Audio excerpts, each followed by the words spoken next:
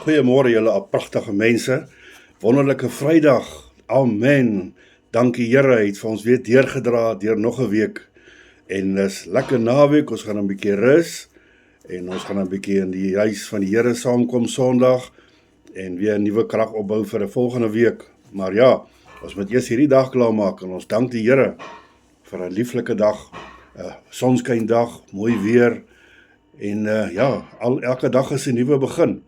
Ek wil graag met ons bietjie praat vandag oor geloof en hoe belangrik dit is. Ek het al verlede keer ook gesê, geloof is een van die pilare waarop 'n mens se belydenis staan. Ons ontsettend sterk geloof in Jesus Christus. Ek kan nie dink dat daar nog in vandag kan daar mense 'n verligte eeu, ek weet nie hoe verlig is hy nie. Ek dink amper net die kinders van die Here wat in Jesus se lig lewe kan praat van 'n verligte eeu.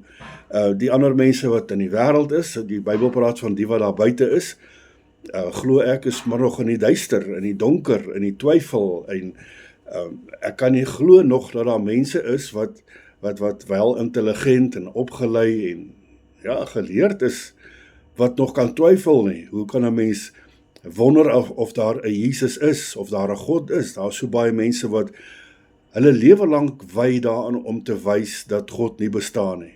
Ai tog, arme mense. Maar ja, ons wat die Here, wat in God glo en wat Jesus aangeneem het, ons lewe in die lig.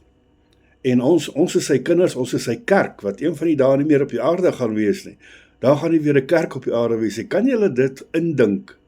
Ons is almal in die hemel met verheerlikte liggame en ons bly saam met Jesus in die plek wat hy vir ons voorberei het. Ja, maar ek gaan nou 'n bietjie van die punt af. Ek kom terug na geloof toe.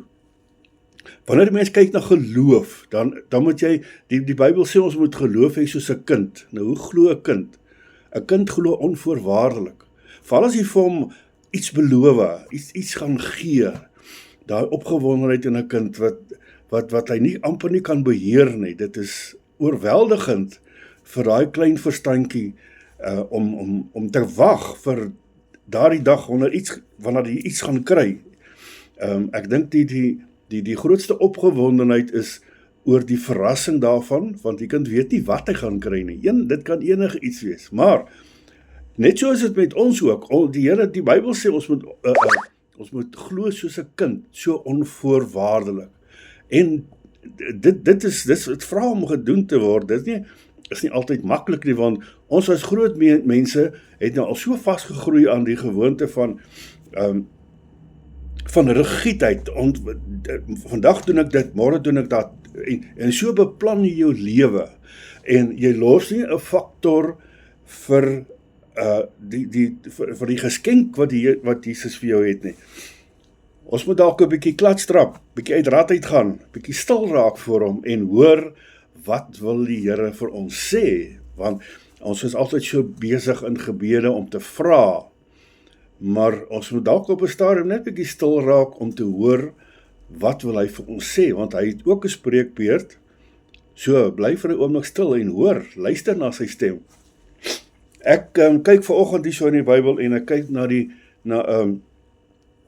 Matteus 22 vers 34, waar die Fariseërs vir Jesus vra, wat is die grootste gebod? Want mense is tog so snaaks. Hulle wil altyd die grootste en die sterkste en die slimste, rykste en al daai tipe goed wees, maar nou moet 'n mens bietjie gaan kyk hierso na die hart van die Fariseërs, want hulle was van die mense wat probeer bewys het dat Jesus nie die Christus is nie. Goed, nou vra hulle van, wat is die grootste gebod? Ai tog, reg, nie kom Jesus se antwoord. Die grootste gebod is, jy moet die Here jou God lief hê, met jou hele hart, jou hele siel en jou hele verstand. Wat beteken dit? Dit beteken, dit is met jou hele menswees, jou hele eenheid, waaruit ons bestaan. Goed, dit is alles wat ons het. En dit is van jou 10de af tot by jou gebede geloof. Dit is soos wanneer jy as kind op 'n leer of 'n trappie of 'n ding staan en pappa sê vir jou spring, ek gaan jou vang. Jy vertrou jou pa, wel ek het, en ek sou gespring het. as dit in my geval was, want ek het my pa vertrou, totaal en al vertrou. So verwag die Here, God, dat ons hom moet vertrou in alles, in alle omstandighede, want hy is getrou en regverdig, en hy sal sorg dat ons nie iets oorkom nie, reg. Nou sê hulle daarso, meester, wat is die groot gebod in die wet? En Jesus antwoord hom, jy moet die Here jou God lief hê met jou hele hart, met jou hele siel en met jou hele verstand. Dit is die eerste en groot gebod. Met ander woorde, hierdie ene staan heel bo in die wetboek. Die eerste en die groot gebod. Maar dit stop nie daar nie. Nou sê hy daar, en die tweede, wat saam met die ene staan, heel bo, jy moet jou naaste lief hê. Wow, my buurman wat my so baie pla, die ou aan die ander kant wat my baie pla, Sondag raas, ek moet hom lief hê. Ja, dis die gebod van die Here, dis een van die wette wat heel bo staan. Hy sê daar, soos jouself. Wow, né? Hoe lief het ek myself? So lief, dat ek alles vir myself sal doen. Ek sal myself altyd voorkeur gee in omstandighede, in situasies.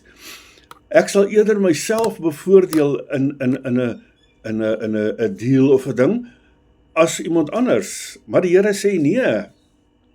Jy moet 'n dienaar wees en jy moet gehoorsaam wees. Dis een van die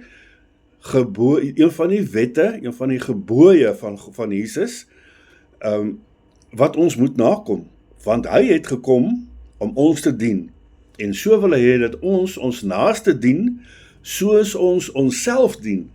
Hoe dien ek myself? Ek bid elke oggend, ek bid elke aand, ek lewe vir die Here, ek het totale oorgawe.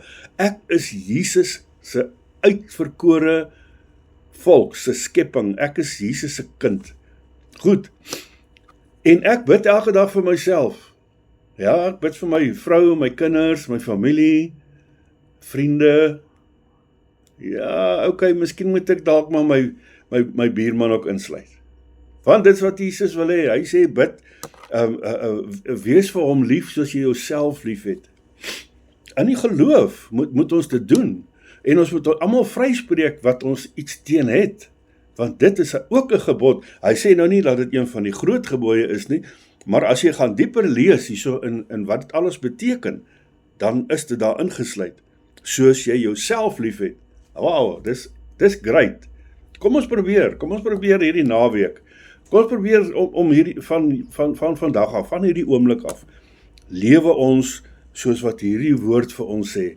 Want ons is lief vir Jesus, ons wil gehoorsaam wees aan Jesus. Kom ons wees gehoorsaam aan sy woord, dit wat hy vir ons vra. Ons probeer van nou af, om vir almal lief te wees. Hoe is jy lief vir iemand? Jy moet dit wys. Nie nodig om vir almal te sê, ek is lief vir jou, ek lief. Party mense gaan dit verkeerd opneem. Maar om mense te dien in vriendelikheid en blydskap, is klare bewys dat jy omgee. Kom ons probeer dit.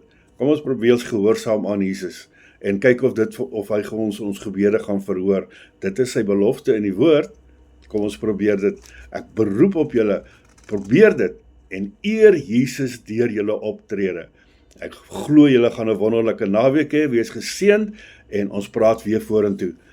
Baie goeie dag vir julle.